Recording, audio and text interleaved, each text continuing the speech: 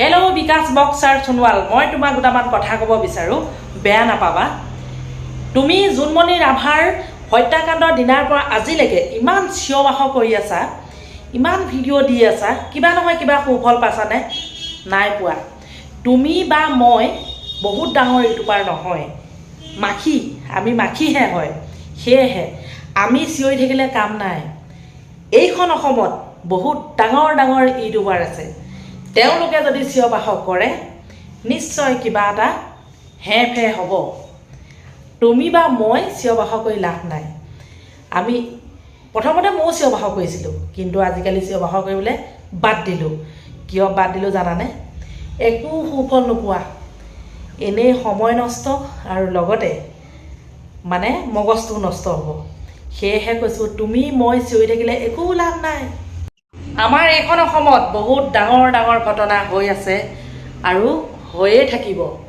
তুমি বা মই চিঞৰ বাখৰ কৰি লাভ নাই।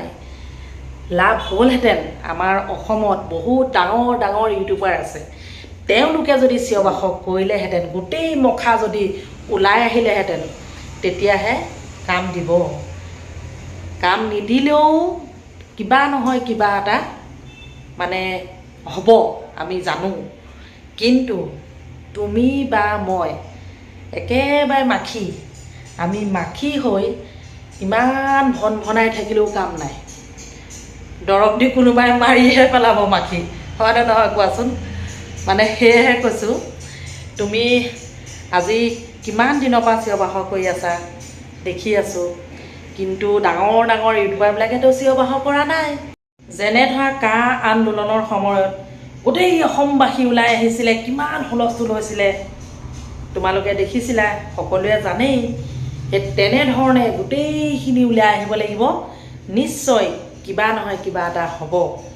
আৰু মোৰ ফালৰ পৰা মই ভাবোঁ, এইবিলাক ইমান যে সত্যটো ওলাব, সেইটো মই নাভাবোঁ যে ওলাব বুলি। যদিও ওলায় সকলোৱে ভাল পাব দিয়কচোন, অসমবাসী ৰাইজে ভাল পাব, নহয়নে? সেয়েহে বিকাশ বক্সাৰ সোণোৱাল, তোমাক কৈছোঁ, তুমি বেছিকৈ চিঞৰ বাখৰ কৰি তোমাৰ মাতটো বেয়া নকৰিবা দেই। বেয়া নাপাবা কৈছোঁ।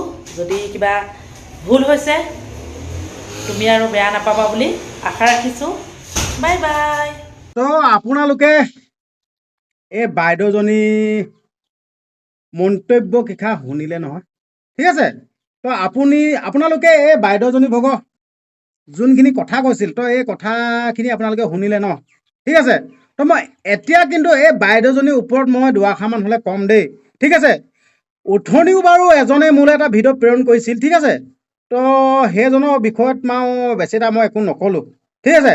মই ৰাইজলৈ ঠেলি দিলোঁ। কিন্তু এই বাইদেউজনীক কিন্তু মই দুআষাৰমান হ'লে কম, ঠিক আছে?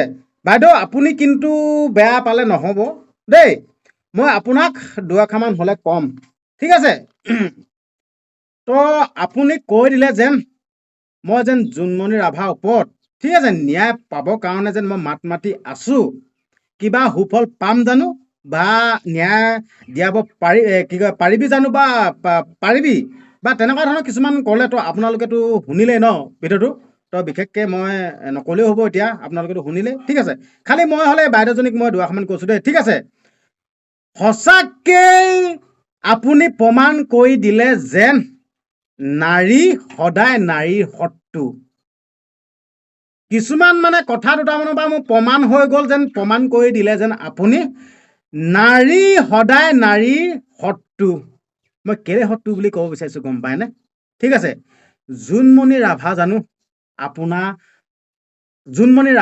আপোনাৰ দৰেই এগৰাকী মহিলা নহয় জানো? আপুনিও এগৰাকী মহিলা, ঠিক আছে? তো জোনমণি ৰাভাও জানো এগৰাকী মহিলা নহয় জানো? তো আপুনি মোক ভালহে পাব লাগিছিল, আপুনি মোক উৎসাহহে দিব লাগিছিল। হয় পাই, ঠিক আছে?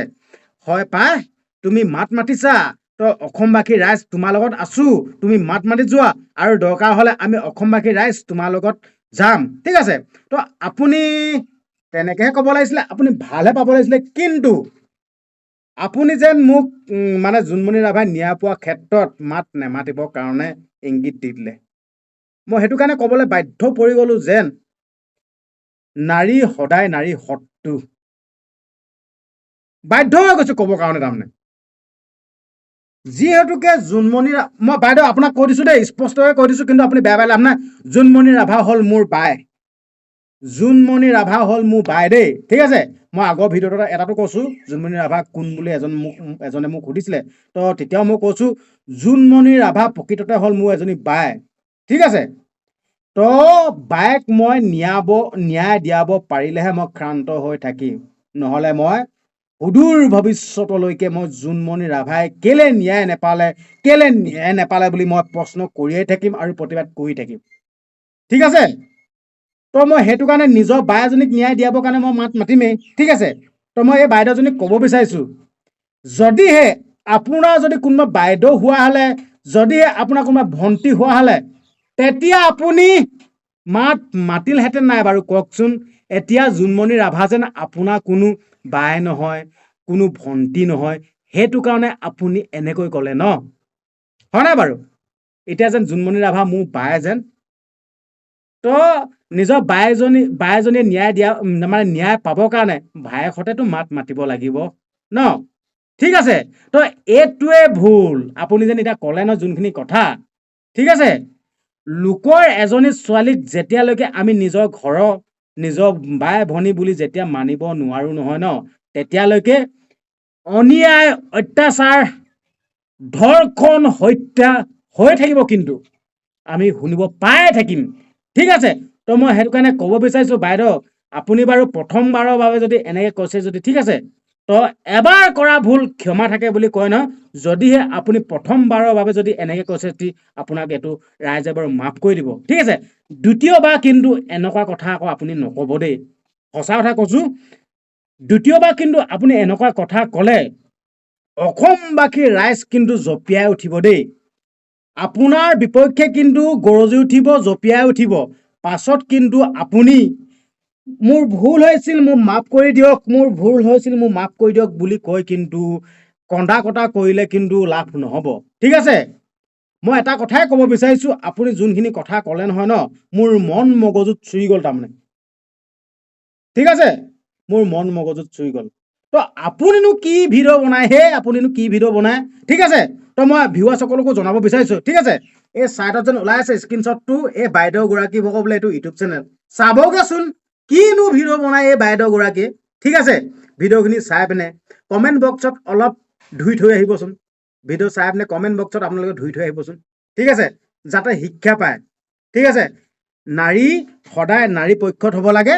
তো যিহেতুকে এতিয়া নাৰী সদায় নাৰী শত্ৰু নিচিনা অনুভৱ হ'ল যেন, সেই অনুভৱটো যাতে দূৰ হয় আৰু মানুহক যাতে দূৰ কৰিব পাৰে এই চিন্তাধাৰাটো। তো সেইটো কাৰণে আপোনালোকক এটা ৰিকুৱেষ্ট কৰিলোঁ। মই ডেছক্ৰিপশ্যনতো ইয়াৰ লিংকটো দি থৈছোঁ আৰু স্ক্ৰীনশ্বটটো দেখিছেই নহয়, ঠিক আছে। তো আপোনালোকে যাওক আৰু মানে ভালছে কমেণ্ট বক্সত গৈ মানে ধুই থৈ আহিব, ঠিক আছে।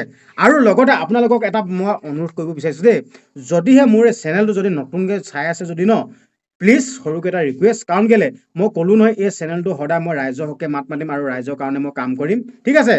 তো সেইটো কাৰণে আপোনালোকে এই চেনেলটো আগবঢ়াই নিয়াৰ ক্ষেত্ৰত আপোনালোকৰ বহুত হাত আছে। চেনেলটো ছাবস্ক্ৰাইব কৰিব আৰু লগতে ভিডিঅ'খিনি শ্বেয়াৰ কৰিব দেই।